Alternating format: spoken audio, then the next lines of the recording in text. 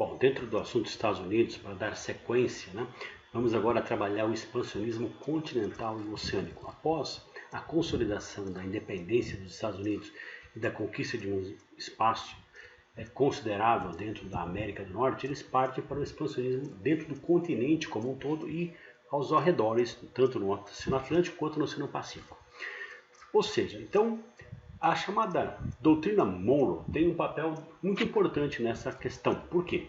O presidente dos Estados Unidos, James Monroe, lança o seu ensinamento, que é o seguinte: os Estados Unidos vai se contrapor a qualquer tentativa de recolonização por parte dos países europeus em relação às colônias da América que estão se tornando independentes. O Brasil, por exemplo, em 1822. Então, no ano seguinte, surgiu a doutrina Monroe, que passou a figurar como uma bandeira da política externa sobre o continente. Essa charge a gente pode interpretar da seguinte maneira, né? A força militar dos Estados Unidos, a Marinha Americana, apontando aí, né, o canhão para a cabeça do rei, ou seja, esse rei representa as monarquias europeias que haviam colonizado a América nos séculos anteriores. Então, o slogan dessa doutrina é América para os americanos, porque eles queriam justamente manter uma hegemonia no continente, ou seja, dando um recado para os europeus: sai fora que quem manda agora aqui somos nós.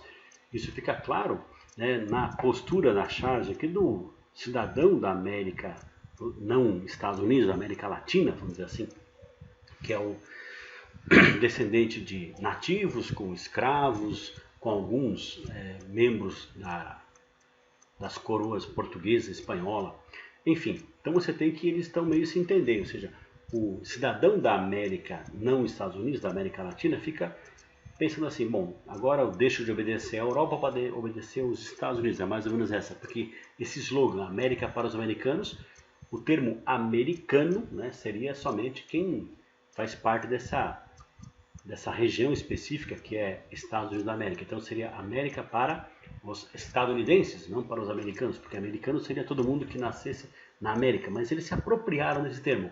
Porque aqui no Brasil mesmo, quando você fala assim, tal sujeito é americano, você não vai lembrar que você é americano, que americano é quem nasce nos Estados Unidos.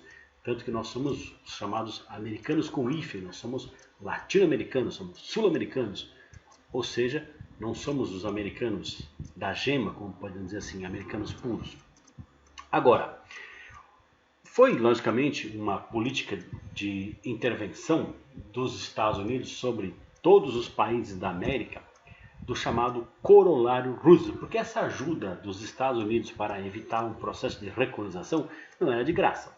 Então, no começo do século XX, quando o país era governado por Theodore Roosevelt, ou Ted Roosevelt, surgiu uma política de intervenções militares dos Estados Unidos em países da América que, segundo eles, não possuíssem habilidade em promover justiça e liberdade segundo a visão do próprio Estados Unidos.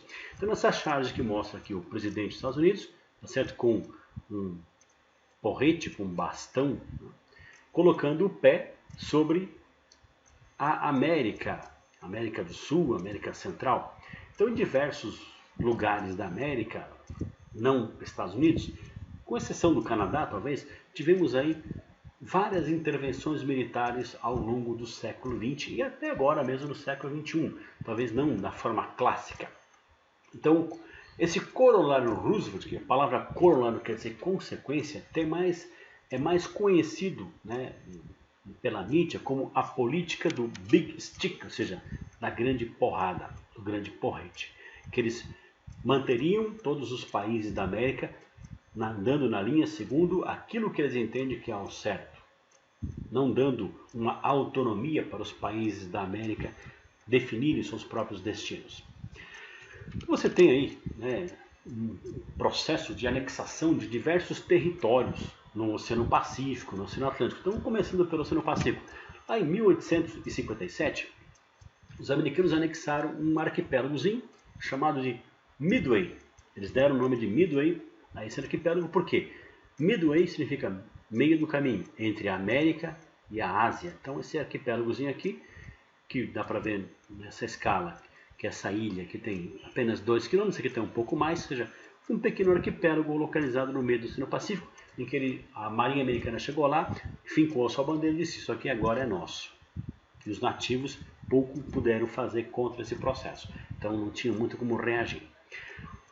Cerca de mais ou menos 10 anos depois, os Estados Unidos comprou o território do Alasca, que pertencia à Rússia. A Rússia tinha um controle sobre essa região, só que o poder russo estava a 10 mil quilômetros daqui, na cidade de Moscou.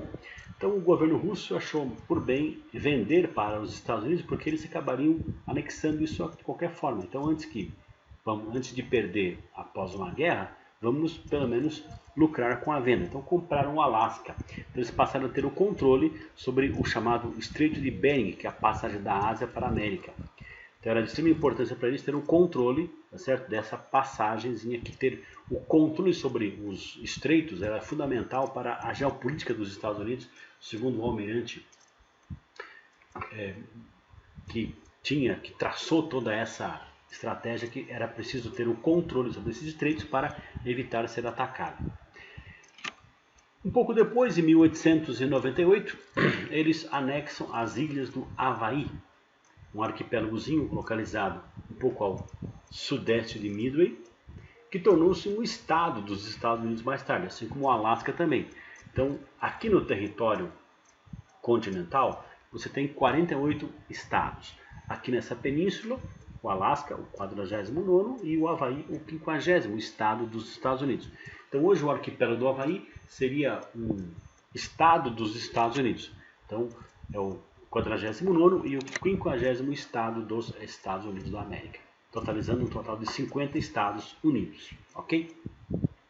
1898 foi um ano de muita importância para a geopolítica dos Estados Unidos, porque eles também anexaram um outro arquipélago localizado bem mais distante do território, que é o arquipélago das Filipinas, bem próximo do território chinês. Então, naquela lógica de neocolonialismo, né, que os europeus estavam conquistando terras na Ásia, os Estados Unidos também vai lá e conquista as Filipinas. O nome Filipina vem de Filipe, rei da Espanha, ou seja, as Filipinas era um território dominado pela Espanha, mas que a Espanha foi derrotada pelos Estados Unidos, e eles passaram a ocupar esse arquipélago e marcar posição aí no Sudeste Asiático. E no mesmo ano também anexaram Porto Rico, um arquipélagozinho localizado aqui na região da América Central, que também era uma antiga colônia da Espanha. Então a Espanha foi uma grande vítima dessa expansão dos Estados Unidos, tanto no Pacífico quanto na região do Oceano Atlântico, na região do Mar do Caribe. Bom, a condição das Filipinas e de Porto Rico atualmente. Filipinas acabou tornando-se dependente em 1946, mas antes disso, em 41, as Filipinas haviam sido dominadas pelo Império Japonês. Os americanos tiveram que sair das Filipinas em 41 por conta da expansão do Império Japonês. E após a Segunda Guerra Mundial, foi concedida às Filipinas a independência, apesar de que o governo das Filipinas era uma espécie de marionete dos Estados Unidos, um cara chamado Ferdinando Marcos. E Porto Rico é considerado uma espécie de estado associado aos Estados Unidos. 100 anos depois da anexação, ocorreu em Porto Rico um referendo no qual a população decidiu manter o status de Estado associado. Não é um país totalmente independente, é um país atrelado aos interesses dos Estados Unidos. Não é um Estado dos Estados Unidos, não é o 51º. Mas isso dá à população porto-riquenha alguns benefícios, como por exemplo, uma facilidade maior para ingressar nos Estados Unidos e obter cidadania. Por outro lado, o país tem uma economia totalmente voltada ao interesse dos Estados Unidos. Então, não chega a ser um país 100% independente, é um Estado associado. Essa condição foi alcançada aí após a Segunda Guerra Mundial e mantém-se até hoje, né? Tanto que há pouco mais de 20 anos a população local decidiu manter do jeito que está, sem mudanças, sem arriscar nas mudanças. Agora, na região da Oceania, você teve alguns arquipélagos que os Estados Unidos também anexou. Foi o caso das Ilhas Guam, localizadas aqui no Oceano Pacífico. Então, um pequeno arquipélago também de 30 km de extensão, essa ilha aqui. E além de Guam, na Micronésia, tem as Ilhas Samoa, a Samoa Americana, que tem Samoa, país dependente, e tem Samoa Americana. Tem outra ilhazinha pequenininha aqui também, 30 quilômetros a maior delas. Então, 2 arquipélagos, que são possessões dos Estados Unidos da América até os dias de hoje, na Micronésia e na Polinésia, que são subdivisões da Oceania. Até hoje, em Guam, existe uma base militar dos Estados Unidos. E na região da América Central, Porto Rico, que havia sido anexado em 1898, e outros países independentes, entre aspas, né, sofreram intervenções. Uma delas foi Cuba. Em 1901, o governo cubano foi obrigado a aceitar uma emenda na sua Constituição que dava direitos aos Estados Unidos de interferir nas decisões cubanas. Ou seja, o governo americano teria direito de interferir militarmente se necessário. Tanto que para isso foi construída uma base militar em Guantánamo. Então a emenda Platt é uma imposição, tá certo, dos Estados Unidos a Cuba, tornando Cuba praticamente um protetorado. Essa condição vai durar até meados do século XX, quando ocorre uma revolução de caráter socialista em Cuba. Também a construção do Canal do Panamá, ou seja, o Panamá não era um país independente, o Panamá foi tornado independente pelos Estados Unidos, ele fazia parte da Colômbia. E a Colômbia tinha interesse de construir um canal em parceria com a França, mas o governo americano vai lá e intervém nessa questão, promove a independência do Panamá e o novo governo no Panamá acaba entregando o direito para os Estados Unidos construir e ter o controle sobre o canal. Essa concessão vai durar praticamente um século. Depois foi a vez da República Dominicana, São Domingo, né, que é a cidade capital da República Dominicana. Depois foi a vez da Nicarágua, em 1912, um país que sofre também uma interferência dos Estados Unidos, tanto que eles vão colocar no poder um ditador chamado de uma família, né, Somoza, que vai ficar no poder até 1979, quando ocorre uma revolução no país. Mais tarde foi a vez da ocupação do Haiti, em 1914, e em 1916 teve a compra das Ilhas Virgens.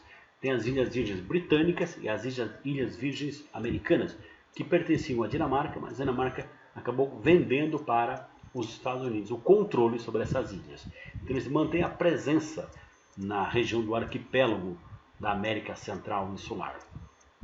Ou seja, isso marca justamente no começo do século XX, essa intervenção, né, dos Estados Unidos em diversos pontos do planeta e principalmente na região da América Central, que é considerada uma espécie de quintal dos Estados Unidos, podemos dizer assim, certo? Então, sobre esse assunto, depois a gente vai comentar um pouco mais quando falamos de América do Sul, América Central, de momentos em que houve imposição de governos ditatoriais por parte dos Estados Unidos contra os governos de esquerda.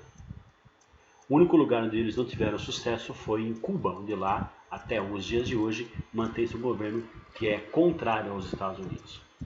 Bom, então sobre esse assunto, por enquanto, é isso aí que eu queria passar para vocês. Espero ter contribuído com o conhecimento e até um próximo momento. Tchau, tchau.